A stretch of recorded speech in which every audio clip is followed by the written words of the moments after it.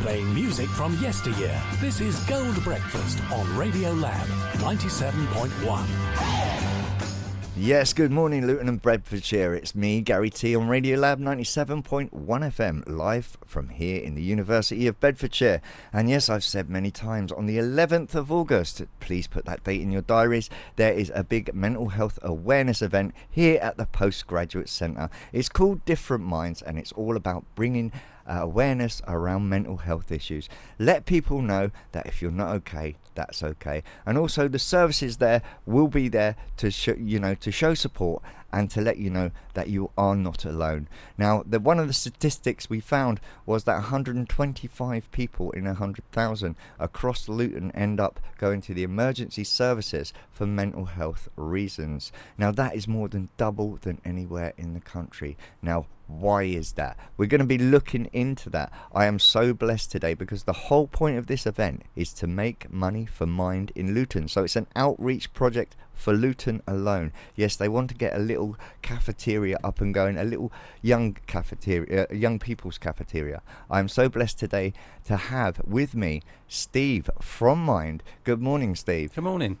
Can you tell us a little bit about Mind BLMK? Okay, Mind BLMK is Bedfordshire, Luton and Milton Keynes, so we cross all of that patch, but we are a local charity working for local people. So here in Luton we're based at the Wellbeing Centre down on Dumfries Street, where we offer a whole range of different support and services and information to try and help people, as you say, Gary, get the help they need when they need it.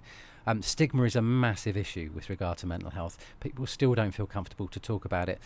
Me and you, I think, are probably still under 50, just about. And the most likely cause of death for us is us taking our own lives. That's a scary statistic for us to be dealing with in this day and age, where men don't feel able to talk about things when they're struggling. So what we've got to do is try and raise awareness, get people out there to say, actually, when you're not okay, come and have a chat, find some help. Don't suffer alone. Don't feel you've got to deal with this on your own. There are people there who are here to help. Yeah, as I was speaking to you earlier, I knew about Mind BLMK, but I didn't know it existed in Luton until someone actually put a post on my Facebook. But there's also many other mental health services around Luton that are not being taken advantage of, I believe. We do have a problem, though, where mental health is concerned. I'd like to discuss that with you, if that's okay. Yeah. And that's when someone is feeling suicidal, depressed, or suffering from schizophrenia or whatever. They go to their doctor, and the doctor will say, okay, well, I'll refer you to here. There's a 6 weeks gap. And then they get referred and they get, oh, here's a 6 weeks gap. I've got a friend now who has said, you need one-to-one counselling, but we can't afford to do it. But this is where the charities come in. Do you think so? Where you can actually go and talk and have a cup of tea and talk to people who actually experience this kind of stuff themselves, instead of waiting for that appointment and waiting for the powers that be to come and help you. Just take it upon yourself to say, do you know what? I'll look into this. I'll look into that. What do you think about the services? I think it does show the disparity between physical health and mental health. If you were to turn up at a hospital with a broken leg and they said, okay, we're going to refer you to get an x-ray and we'll see you in 6 weeks, and then after that you had your x-ray and the x-ray comes back and it says, yeah, you've got a broken leg, so we're going to put you on the waiting list and we'll see you to get your cast done in another 6 weeks. And then at that 6 weeks, actually, no, sorry, we haven't got anybody, they're off sick today, so we'll see you in another. There would be uproar. And yet, in terms of mental health, you've got people going in crisis to services and saying, at the moment I'm in crisis, and they're saying, okay, we'll put you on a waiting list. We can't, as you say, we can't afford to give you the treatment that you need, but what we can do is refer you to a charity who may or may not be funded to provide that service. And a lot of people, the part of the problem is that you've got GPs who, with the best will in the world, have got 7 minutes to see somebody, and they're not mental health specialists. There are some really, really good GPs out there, and there are some GPs who, through no fault of their own, just aren't experienced or skilled enough, or don't have enough time to do this work. If you're really, really unwell and you get into specialist mental health services, they're really good too. But there's this huge gap in the middle where people are clearly suffering, are clearly having a really tough time, and there is very little, some would say, to support that group of people.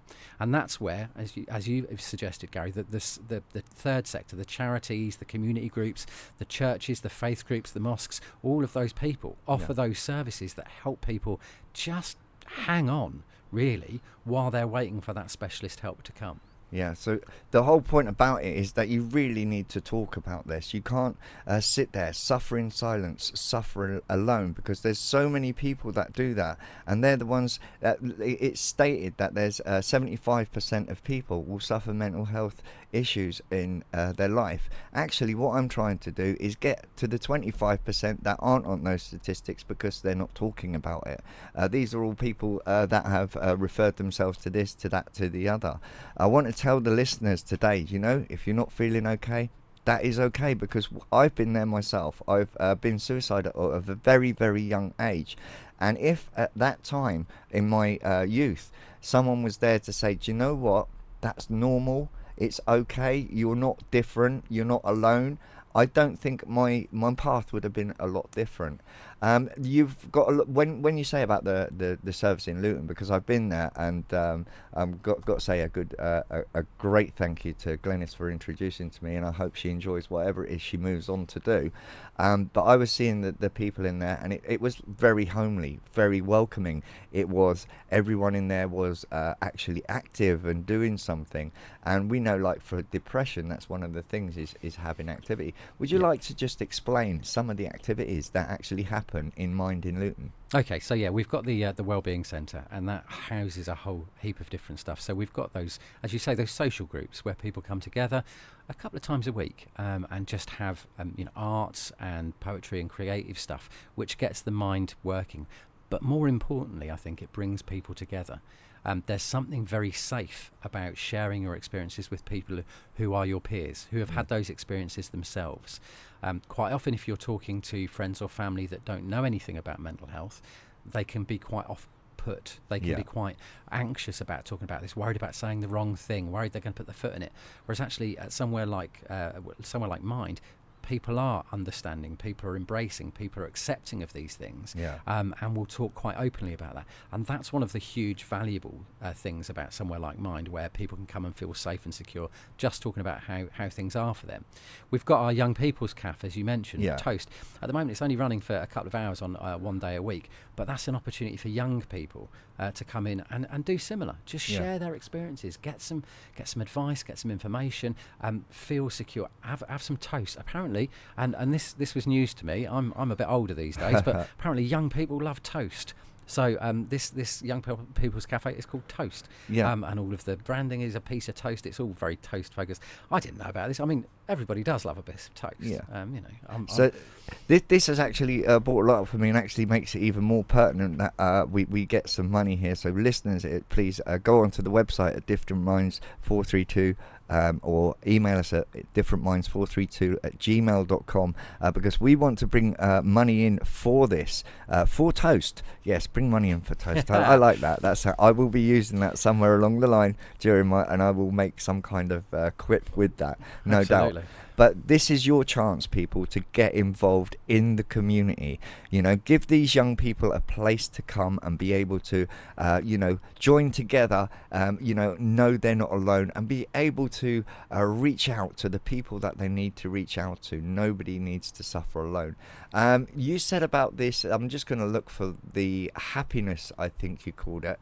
Do you remember, Layla? Layla Huff is also in the studio. I nearly forgot you over there, Layla.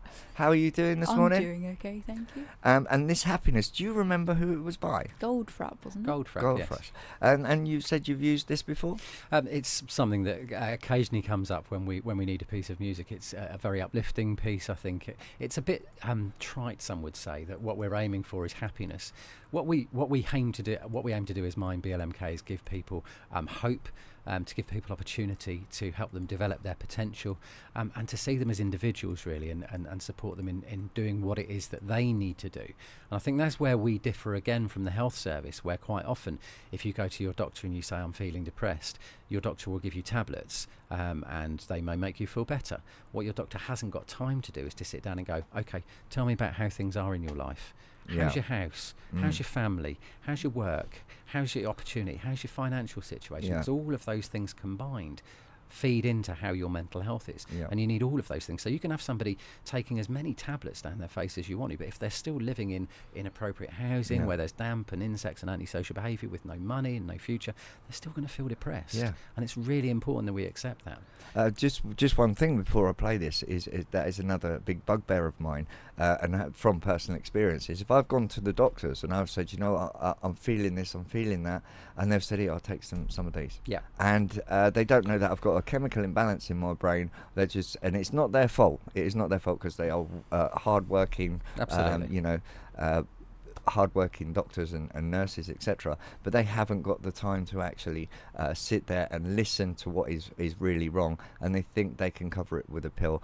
And sometimes that is not the answer. The answer is to talk. And here it is. It's Goldfrapp, Happiness.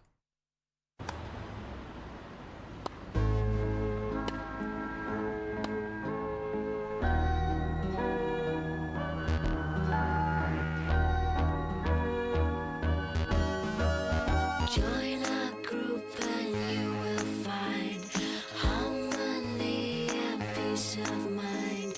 Make it better. We're here to welcome you. We're all on a journey to finding the real inner you. Make it better. We're here to welcome you. Stop still when you've lost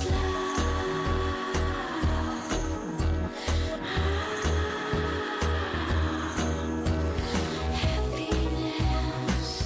How'd you get to be happiness? How'd you get to find love, real love, love,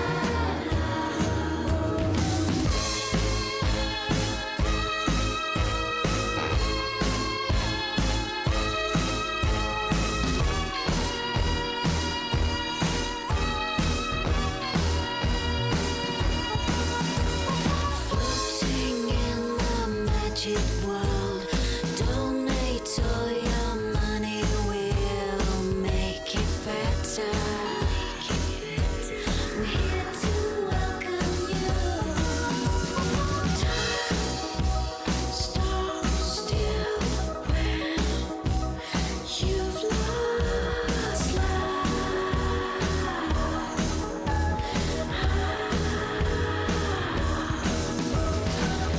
happiness.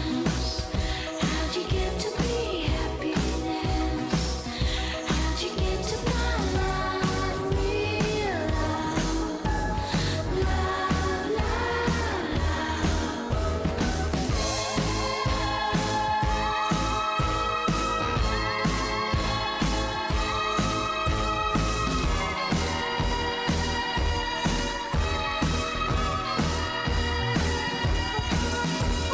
We'll be swimming in the sea of wisdom and serenity. Make it better.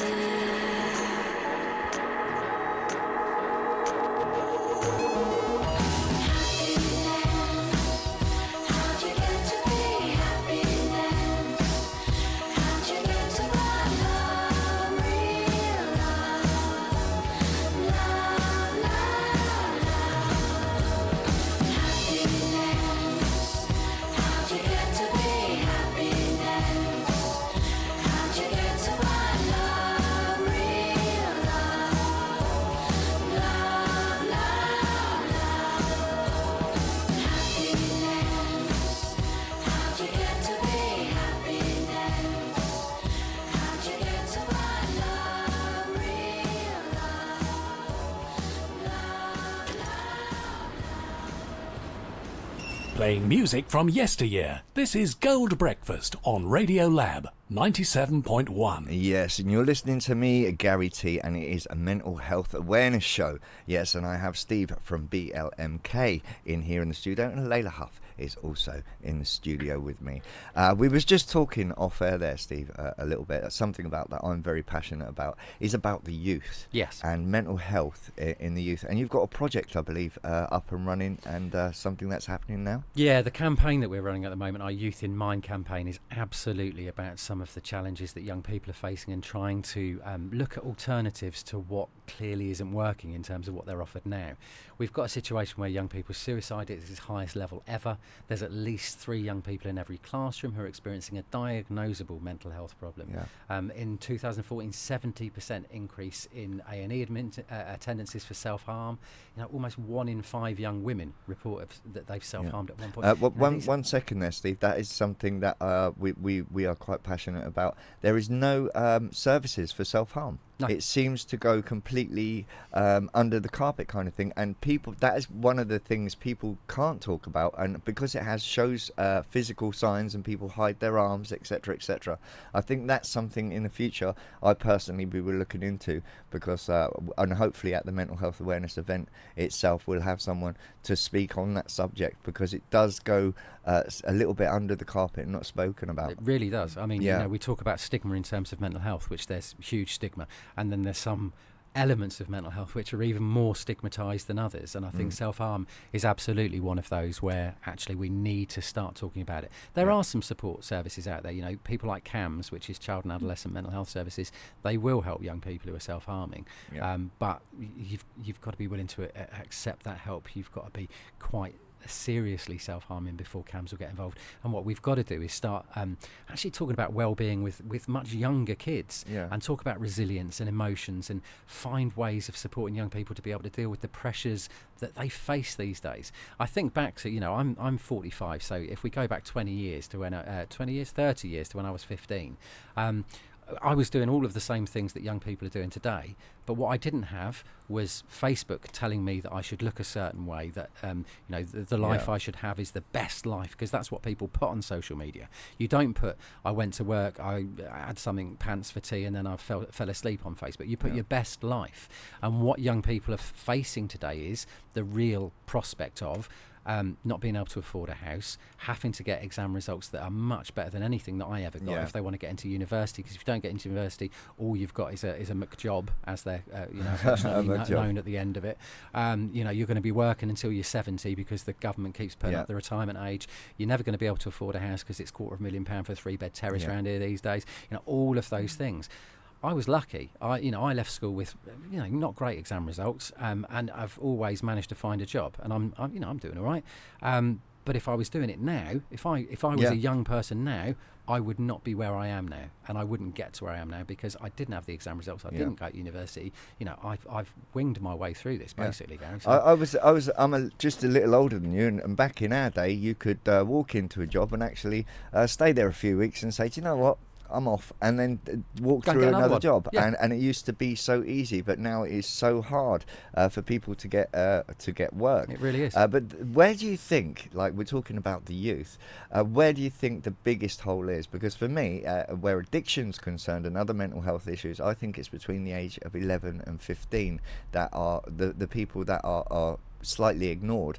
I mean, as I said before, we've got someone coming in who's going to talk about that they have a child with mental health issues, yet they've been sending them to an adult psychologist. Sure. Why is the government not looking at this? Because surely this will save them a lot of money in the long run. If they looked after the youth of today, it would save them a lot of money in the future. The government would say, we are looking at this and we've invested £1 billion over the course of this parliament, and there's some truth in that. And the last coalition government, they did put in place waiting lists for mental health for the first time. It's 18 weeks, which is frankly far too long if you're in crisis, but at least they've done something. You've now got parity of esteem. Mental health and physical health are the same in the eyes of the NHS. There's some work to do to catch up in terms of services. I think in terms of young people, you're absolutely right. Half of lifetime mental health is present by the age of 14. 75% by the age of 24. So actually, if you look at that group of young people, you can you can to some extent target the preventative work that you do. There are some groups of young people who are far more likely to experience mental health problems than others. So if you've been in care, if you've been in had what are called adverse childhood experiences, so if you've been in chaotic family situations, if you've been bullied at school, all of those sort of things, those are young people who are far more likely to experience difficulties than general population. There is this huge gap, a bit like with adults, where you've got this gap of people who the GPs can't help and secondary services won't work with. There's this huge gap in terms of preventative work, where we've done some work with young people. We've worked with Health Watch in Luton. They've got a young people's forum. We've worked with youth parliaments. We've worked with groups of young people to say, what is it that you need? And what they've said is, we don't want it to be in school, because if we go and get pulled out of classroom to go and see our special friend, we get stigmatised. We don't want it to be when we are so unwell that people are going, you're unwell, you need to get some help. We want services that are there before other people notice it.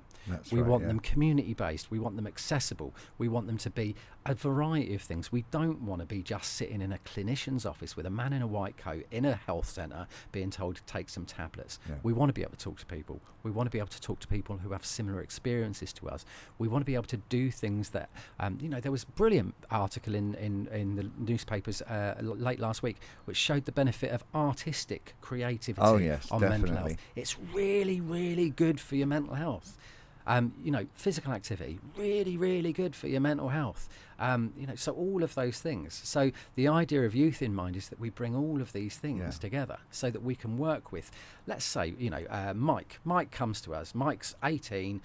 He's been wobbling. He knows that things are tricky and he wants to go to university in September, but his anxiety and his depression is just too much. So we're going to talk to Mike. We're going to find out what Mike's life is. We're going to find out what Mike likes, what Mike does that is good for him, what Mike does that is bad for him, and we're going to provide him with the support he needs to be able to create his own wellness plan, if you like. Now, that might mean that we provide him with some counselling. It might mean that we support him in getting access to a dietitian so that he can look at his body image and his diet, so that, because food and mood is a massive issue as well. If all you eat is rubbish, you're going to feel rubbish. We might put him in touch with, a physical trainer to get him exercising. We might put him in touch with a mentor to support him going and doing a park run on a Saturday morning. Whatever it is that Mike needs, that's the idea behind this Youth in Mind project. So we're not simply going, hello, your symptoms are this means your diagnosis is this, so here are your medications, off you go, and we'll see you in 3 months. We're actually going to talk to young people and find out what it is that's going to benefit them. And that's the bit, I think, that is missing. And that is the whole point about the whole mental health awareness event, is that we want people to be able to turn around and say, do you know what, I'm not okay, and let's talk about it. Layla, I hope you don't mind me coming over to you, because you're a little she's a diamond, and she is the secretary for the Different Minds event. Can you just tell the listeners exactly what they can expect on the day that on the day?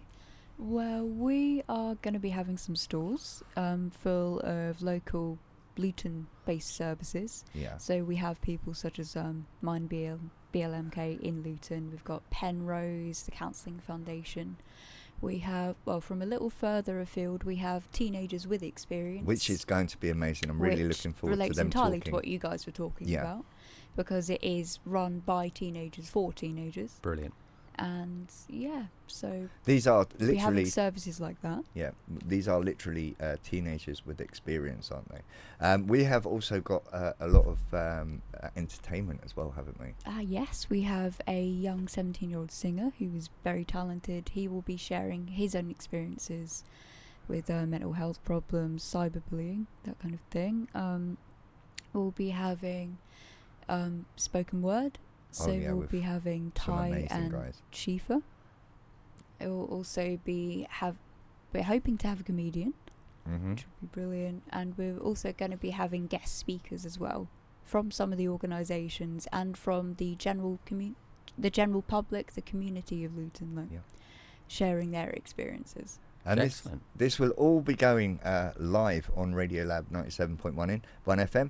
But you need to come and get joined in, because if you are passionate, as we are, about getting the message out there, we've just been talking about children and mental health services, and you just mentioned a certain person, who is coming in to share his story. He's 17 years old, and we did have an interview. Don't forget, you can go to the Listen Again service, Radiolab 97.1 FM, where you can hear the spoken word of Ty, and you can hear Millie's experience with bipolar.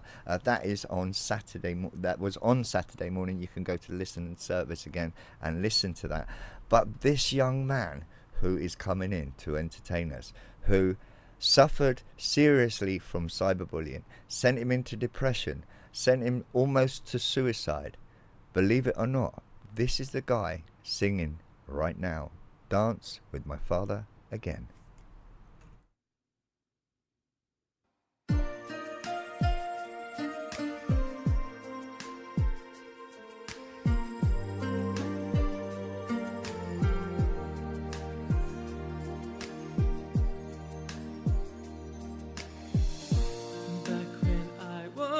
Child,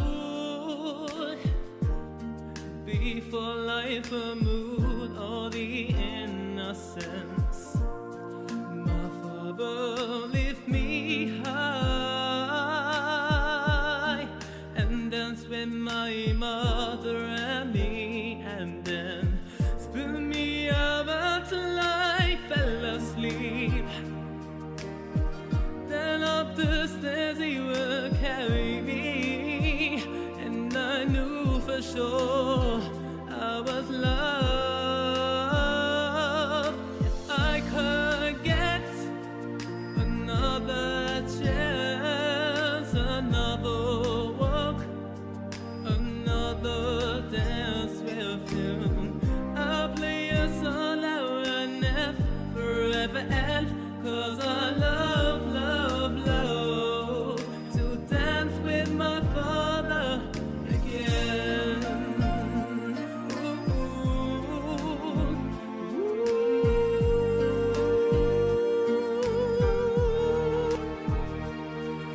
when I and my mother would disagree, to get my way around from her to him, to make me laugh just to comfort me, yeah, yeah, yeah. They're gonna make me do just what my mama said. Please turn that now when I was asleep. He left $1 under my seat.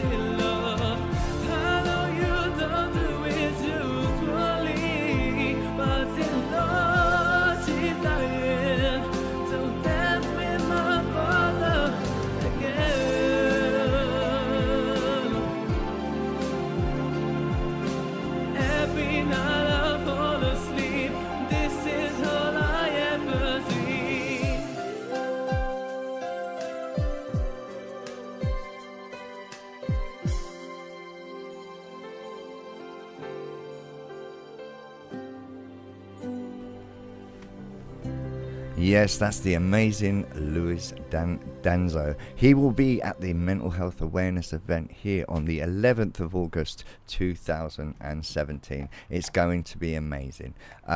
So join us in about 2 seconds.